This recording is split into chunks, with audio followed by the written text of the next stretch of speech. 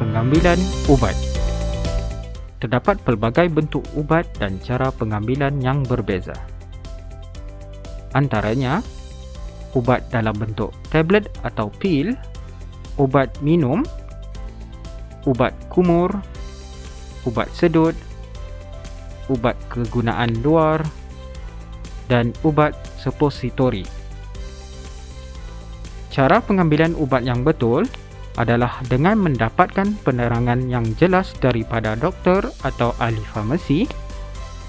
Sila baca label ubat dan ambil ubat seperti yang diarahkan. Sila ambil perhatian kepada arahan khas yang terdapat di label ubat anda. Pengambilan ubat sebelum dan selepas makan. Sekiranya anda diarahkan untuk mengambil ubat sebelum makan, anda perlu mengambil ubat 1 jam sebelum makan atau 2 jam selepas makan, iaitu dalam perut kosong. Sebagai contoh, setengah antibiotik perlu diambil sebelum makan. Sekiranya anda diarahkan untuk mengambil ubat bersama makanan, anda perlu mengambil ubat tersebut bersama suapan pertama. Sebagai contoh, sesetengah ubat kencing manis perlu diambil bersama-sama makanan. Bagi arahan mengambil ubat selepas makan, anda harus mengambil ubat tersebut selepas mengambil makanan. Sebagai contoh, ubat tahan sakit perlu diambil selepas makan. Perhatian!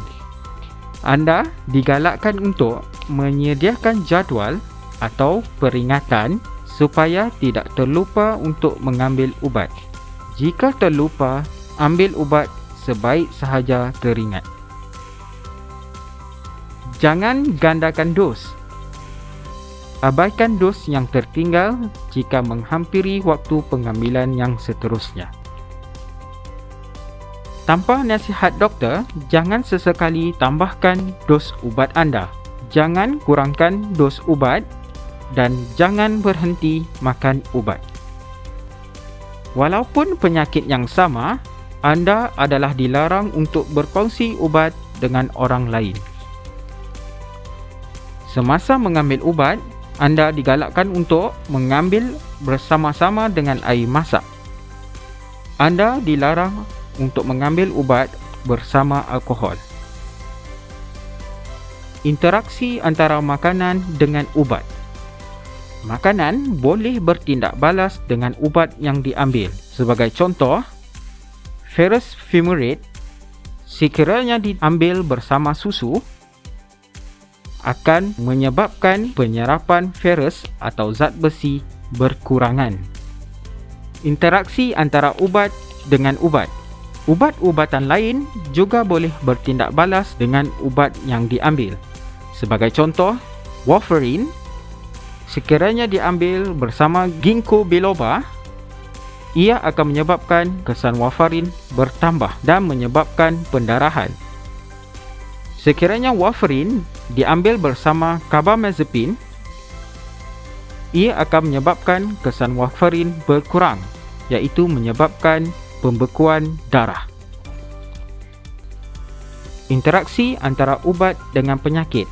Sebagai contoh, ubat metoprolol iaitu ubat darah tinggi perlu dielakkan oleh pesakit yang menghadapi asma kerana ia boleh menyebabkan serangan asma anda menjadi lebih teruk. Apakah itu kesan sampingan? Kesan sampingan adalah kesan yang tidak diingini selepas mengambil sesuatu ubat pada dos yang betul. Antara contoh kesan sampingan ialah pening, mengantuk, muntah, ketidakselesaan perut, batuk dan lain-lain. Contohnya, anda akan merasa mengantuk selepas memakan ubat selesema. Sekiranya gejala ini berterusan, sila maklumkan kepada doktor atau ahli farmasi dengan segera. Alahan ubat.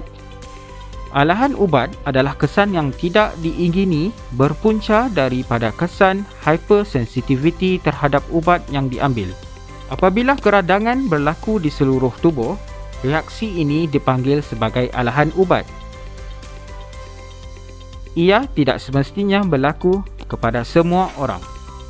Tanda-tanda alahan ringan adalah seperti ruam dan kegatalan pada kulit, gatal atau bengkak pada mata, bengkak pada lidah, bibir dan muka. Tanda-tanda alahan serius adalah seperti sukar untuk bernafas. Kiranya kejadian ini berlaku kepada anda, segera untuk mendapatkan rawatan kecemasan kerana ia boleh membahayakan nyawa jika tidak dirawat dengan segera. Sekiranya anda mengalami alahan ubat, anda akan diberikan kad alahan. Pastikan anda sentiasa membawa kad ini setiap kali mendapatkan rawatan. Semasa berjumpa doktor atau ahli farmasi, maklumkan kepada mereka jika anda menyusukan anak, mengandung, mempunyai masalah kesihatan dan mengambil produk tradisional atau suplemen kesihatan. Sekiranya anda mendapat rawatan daripada beberapa klinik, maklumkan doktor anda semua ubat yang anda sedang ambil. Sebaiknya bawa contoh ubat bersama-sama dan bawa kad ubat anda sekiranya ada. Terima kasih.